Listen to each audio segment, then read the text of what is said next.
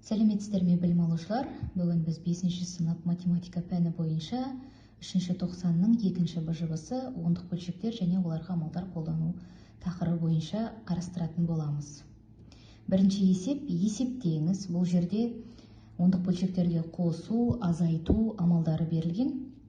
Енді бірінші амал, екінші амал деп бөліп қарастыратын боламыз.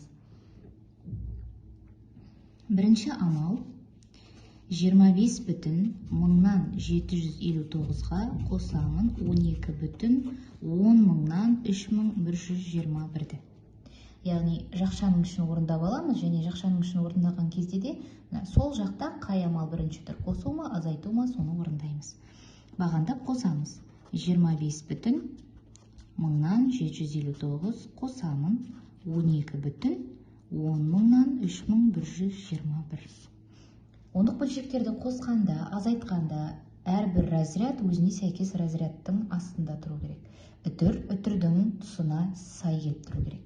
Мына жерде 9-дан кейін бізде цифр жоқ, сондықтан бұл жерге біз міндетті түрде 0-ді тіркеп жазамыз. 0-ге 1 қосам 1, 9-ға 2 қосам 11, 1-ін жазам 1 ойда, 5-ке 1 қосам 6 ойдағымен 7, 7-ге 3 қосам 10, 0-ін жазам 1 ойда, үтірімді түсіремін, 5-ке 2 қосам 7 ойдағымен 8, 2-ге 1 қосам 3. Менде 38 мың 10 мыңнан 711 шықты. Енді екінші амал.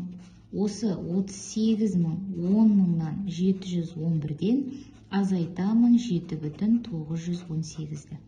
Мінекей, мынау бізде бірінші амал, мынау екінші амал болды. Азайтамын 7 бүтін 1000-нан 918. Мына жерге 0 жазамын, 1-ден 0 аламын. 1 жетпейді, сондықтан 7-ден біреу беремін. 11-ден 8 аламын. 3. Мұнда 7-нің біреуі кетіп қалды 6, 6-дан 1 аламын 5. 0 жетпейді, сондықтан 8-ден беремін 10, 10-нан 9 алам 1. Үтірді үтірдің тұсына түсіремін. 7-ден 7 аламын 0, 3 түседі. 30 бүтін 10 мыңнан 1531. Біз бірінші жақшаның ішін есептеп болдық. Енді екінші жақша. Азайту күні 3-ші амал, мына жерде 4-ші амал болады. 3-ші амал 17 бүтін 133-ден азайтамын 13 бүтін 122-ні. Бағандап азайтамын. 17 бүтін 133, азайту 13 бүтін 122. 3-тен 2 алам 1, 3-тен 2 алам 1. Үтірдің астына түседі. 7-ден 3 аламын 4, 1-ден 1 аламын 0. 4 бүтін 111. 4-ші амал 4 бүтін 111-ден азайтамын 1 бүтін 142-ні. Азайтамын 1 бүтін 142. 1 жетпейді, мұнда берем. 11-ден 2 аламын 9. Мұнда кетіп қалды, мұнда берем. 10-нан 4 алам 6. Мұнда 3 қалды, 3-ден 1 аламын 2. 2 бүтін 169. 5-ші амал, яғни әрбір жақшаның ішін есептеп алғаннан кейін оларды өзара азайтамыз. Бірінші жақшамыздан бізде мынау шықты. 30 бүтін 10 мыңнан 1531-ден азайтамын 2 бүтін 169-ді. 30 бүтін 10 мыңнан 1531 азайту 2 бүтін 169. Міндетті түрде үтірдің астына үтір, әрбір разряд өзіне сәйкес разрядтың астына жазылу керектігін ұмытпаймыз. Мұнда 2 нөлімді тіркеймін. 1-ден 0 алам 1, 3-тен 0 алам 3, 5 жетпейді беремін. 15-тен 9 аламын 6. Мұнда кетіп қалды. Мынаған беремін, мұнда беремін. 10-нан 4 алам, 6 алам 4, үтірдің астына түседі. Мұнда 9, 9-дан 2 аламын 7, мұнда 2 қалады. 27 бүтін 10 мыңнан 4631. Соңғы нәтижесін мына жердегі есебімізге апарып жазамыз.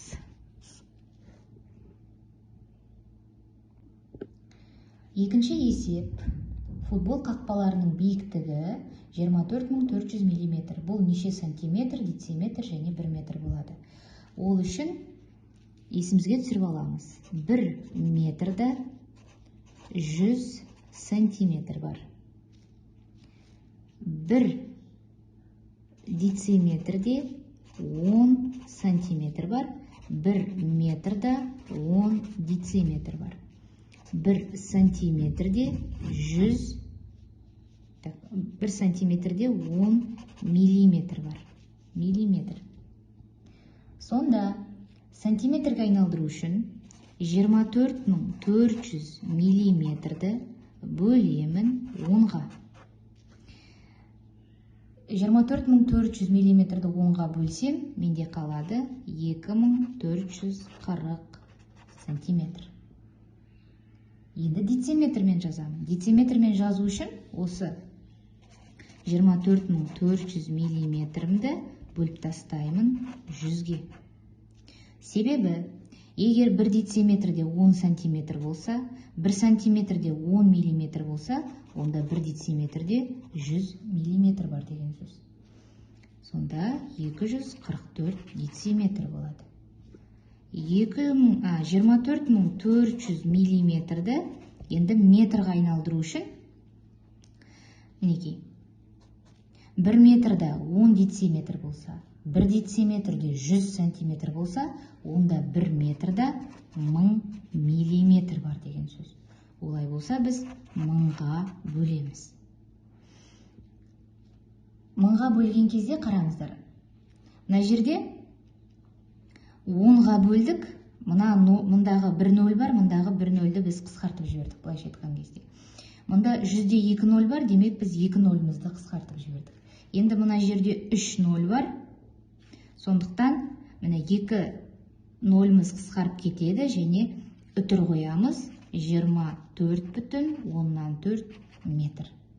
Немесе бұлай жазып көрсетейін. Так, нешеден қайрамыз? 2440-тан қайрамыз. 2-ден беремін. 0,4-тен беремін. 400 1000-ға жетпейді. Сондықтан үтірімді қоямын, мұнда 0-імді тіркеймін, сосын барып 4-тен беремін. Яғни, бізде 10-дық бөлшек шығып тұр. 24,4. Немесе 10-ға 100-ге 1000-ға бөлу ережелерін қолданасыздар. Үшінші есеп 0,49 бен 0,53 сандарының қосындысын 2,15 есе азайтыңыз. Бірінші санды өрнек құрастырып аламыз. 0,49 қосу 0,53 сандарының қосындысын жаздық.